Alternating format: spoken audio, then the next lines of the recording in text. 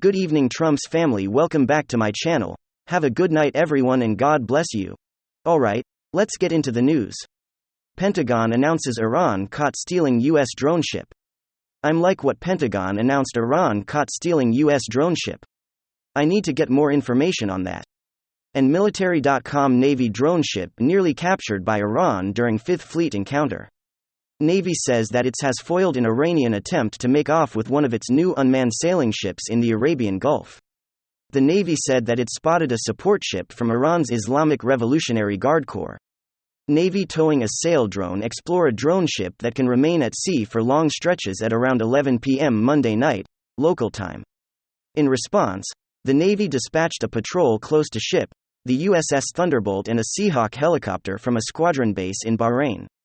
The actions taken by the U.S. naval forces, in response, resulted in the Iranian vessel disconnecting the towing line to the drone ship and departing the area approximately 4 hours later. The Navy said they resumed operations without further incident. Why did they bomb the hell out of the ship? Trying to steal one of our drone ships? What kind of? Okay, I'm not a violent person. I don't understand violence and violent people. But I do understand defense. If you have an Iranian vessel actively caught stealing and towing an unmanned drone ship that belongs to the US Navy, isn't that an act of aggression? Why would you just bomb the hell out of that ship, that little tow vessel? Do you think Iran is going to try that again? Remember all of the flexing of Iran during the first 2 terms of the Obama administration. Notice how we didn't get much of that with Trump. And we're having it again. What I've been telling you, the 3rd term of Barack Hussein Obama is what we're living through right now. He is whispering in the puppet ear or in the handlers of the puppet. And then they tell the puppet what to say. And after they get his cocktail, right, so that they can hide or tried to hide his dementia, they push them out for a few moments. And then when it wears off, they show him off back to Delaware, our vacation. Folks, think about this. We have an enemy state trying to steal one of our unmanned ships. And all they do is scare them off. Who's someone who understands military tactics more than I do? Please comment down below why they would do that. Not politically. I understand politically. We're going to get into that a second. Politically, I understand why this would happen. But militarily, am I missing something here? If an enemy is caught stealing a piece of military weaponry, let's just take the US and Iran out of it. Am I wrong in assuming that that's an act of aggression, and that should be met with like aggression? Or met with even more aggression as a deterrent and to stop that action? I can't be the only one who doesn't understand this. Oh, but then I go over to investing.com and it says oil has tumbled. I don't know if we're going to see it immediately. And our gas price is almost $6. Why? Because Iran is claiming that a nuclear deal revival has been agreed upon.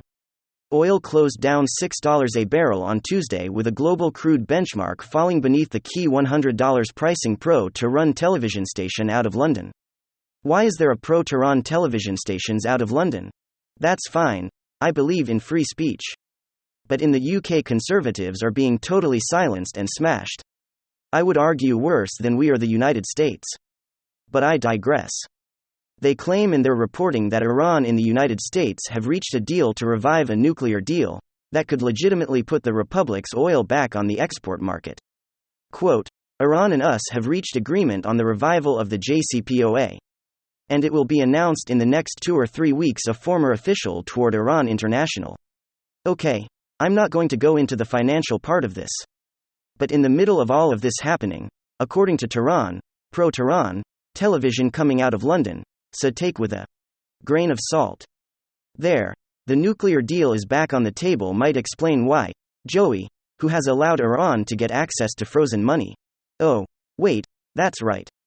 We're the 3rd term of one Barack Hussein Obama, who sent them billions of dollars and millions of dollars, I can't make the exact figure on ballots, deferred bowing to terrorists and terrorist state leaders.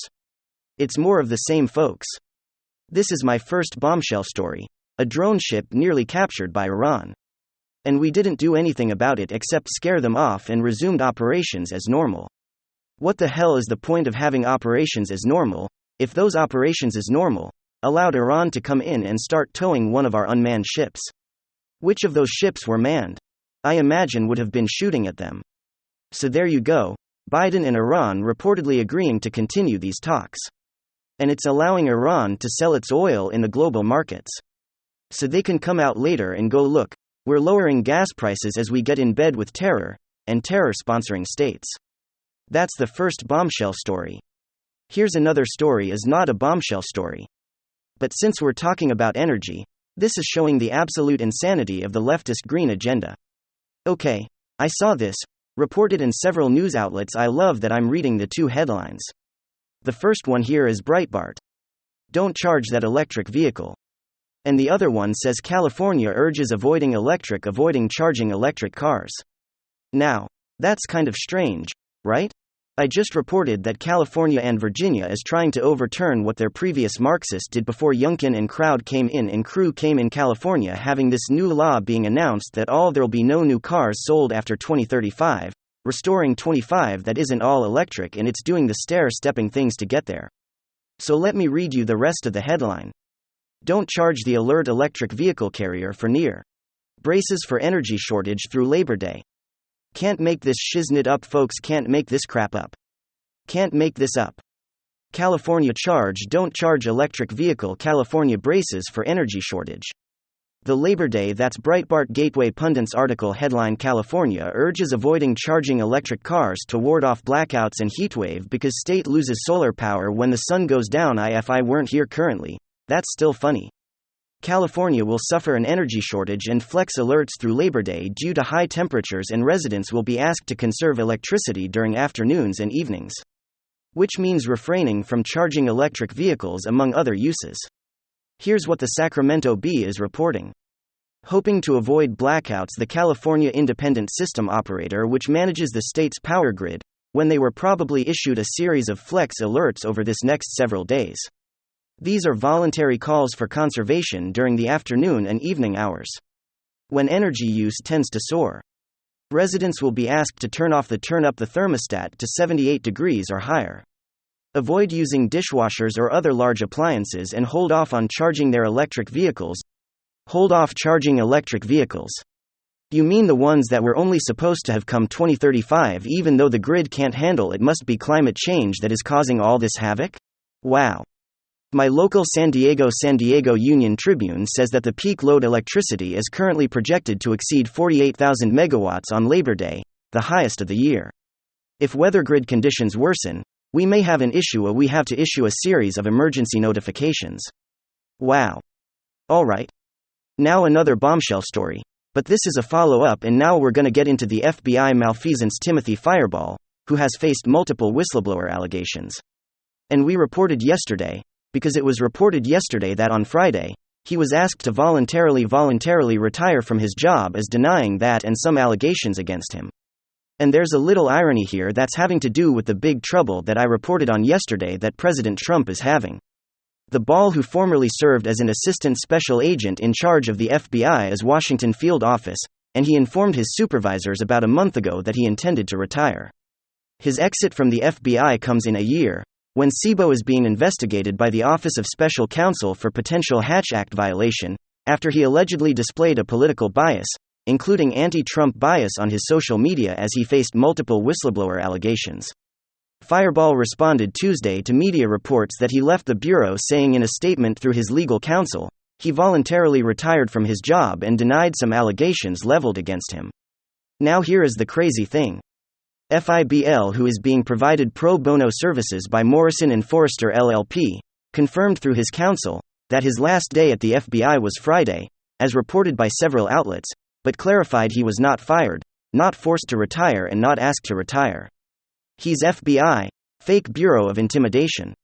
And there you have it. He's getting pro bono counsel, while President Trump, I reported yesterday, has a problem that I had looked at on my time, because I'm looking at a picture of Tim Tebow here, and his tie, though has a different color scheme, is similar to the one I'm wearing now.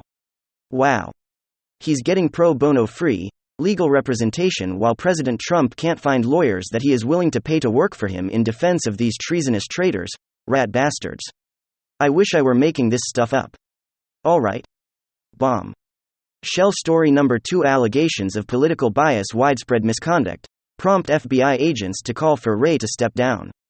Now, according to Sean Hannity and his insiders, there are 20 men mid-level around mid-level FBI folks putting pressure on the cleaning of the house of the FBI with the booting of Christopher Wray, FBI agency. They cannot see how FBI Director Christopher Wray stays in his position after the Washington Times exclusive report about a senior bureau official stepping down under scrutiny for suspecting political bias affecting investigations. Kurt is a lawyer and former FBI agent who represents whistleblowers at the bureau, said agents tell them that Wray has lost control of the agency and should resign. I'm hearing from FBI personnel that they feel like the investigator has lost control of the bureau. Okay. This comes because recent whistleblowers have disclosed to the House Judiciary Committee that agents are being forced or coerced into signing false affidavits, false claims of sexual harassment and stalking, and to fabricate terrorism cases to elevate the performance statistics. Remember, Christopher Wray and the FBI are making everyone out to be a domestic terrorist. So they have been forced, coerced and pushed into signing into classifying cases that aren't domestic terror cases as domestic terror cases. So they can make the case that domestic terrorism by far-right groups is a threat to America. In other words, this is all falsification and falsifying of evidence. This is malfeasance at the highest level. I've been saying, since Comey excused Hillary Clinton on this show, that the FBI should be scrapped, and I've amped up my call for that since then. Of course, the FBI released a statement saying the men and women of the FBI work hard every day to protect the American people and uphold the Constitution. All employees are held to the highest standard of professional and ethical conduct.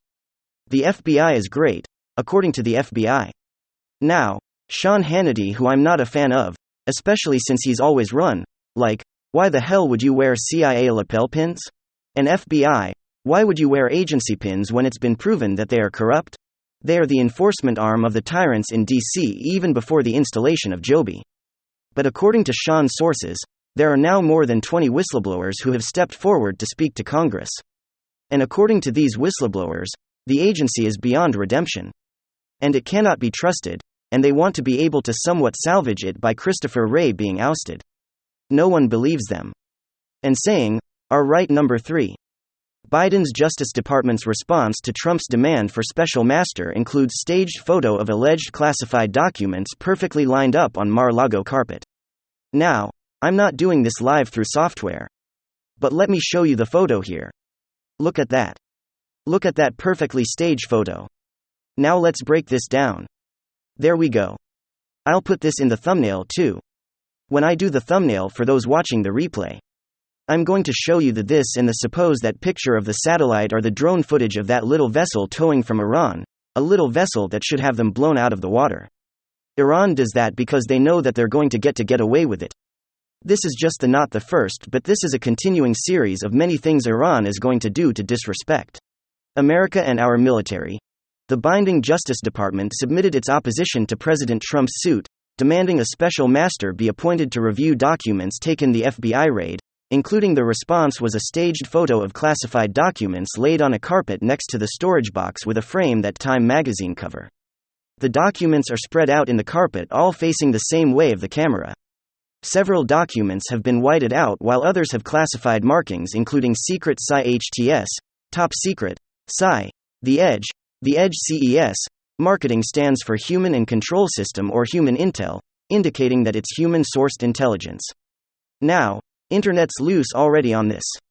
And they've seen that these dates, which I think the FBI wanted people to see because they whited out a whole bunch of stuff, but this they let slip because they probably want people to start digging into this as part of their framing.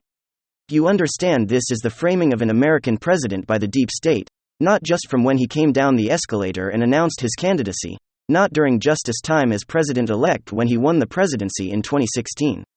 Not just his time as president from 2017 to the beginning of 2021. But continuing as he is out of the Oval Office. Currently, the dates are May 9, 2018, August 26, 2018, and August 2 or August 20. Something 2018. The DOJ filing, which I reported on its 46 pages as being dug into a trash as Trump's claim of executive privilege, and makes an accusation of obstruction.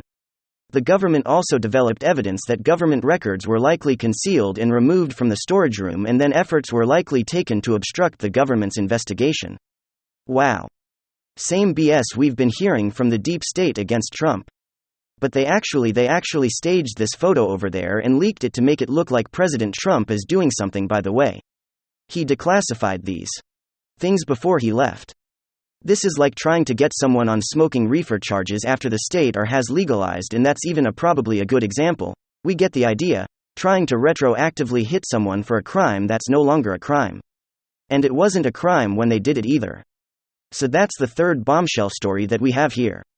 The staging of photos in an anti-Trump effort by the deep state to make it look like Trump was taking top secret stuff out. Thank you for watching the video.